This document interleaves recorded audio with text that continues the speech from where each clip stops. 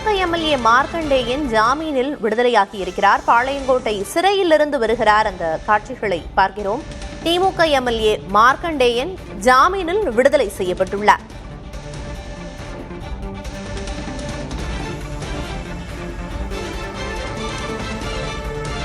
பாளையங்கோட்டை சிறையில் இருந்து வருகிறார். அந்த காட்சிகளை பார்க்கிறோம்.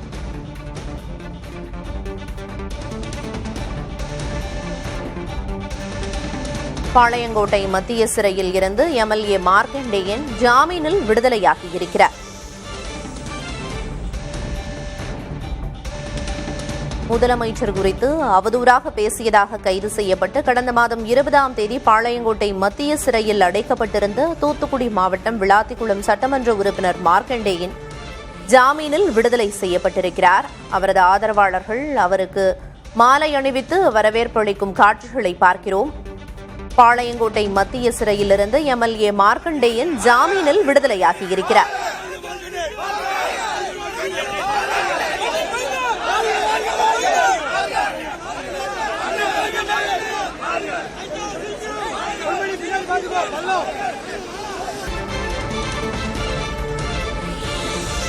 முதலமைச்சர் குறித்து அவதூறாக பேசியதாக கைது செய்யப்பட்டு கடந்த மாதம் 20ஆம் தேதி பாளையங்கோட்டை மத்திய சிறையில் அடைக்கப்பட்டிருந்த தூத்துக்குடி மாவட்டம் விளாத்திக்குளம் சட்டமன்ற உறுப்பினர் மார்க்கண்டேயன் பிணையில் விடுதலை செய்யப்பட்டிருக்கிறார். இந்த வழக்கில் நேற்று சென்னை உயர்நீதிமன்றம் மார்க்கண்டேயனுக்கு ஜாமீன் வழங்கி உத்தரவிட்டிருந்தது.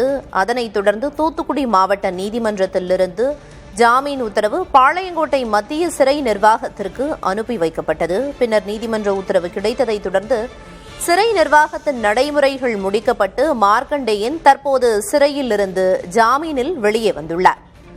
அவரை வரவேற்பதற்காக ஏராளமான திமுக நிர்வாகிகள் மற்றும் தொண்டர்கள் பாளையங்கோட்டை மத்திய சிறையில் காத்திருந்து அவருக்கு வரவேற்பளிக்கும் காட்சிகளை பார்க்கிறோம்.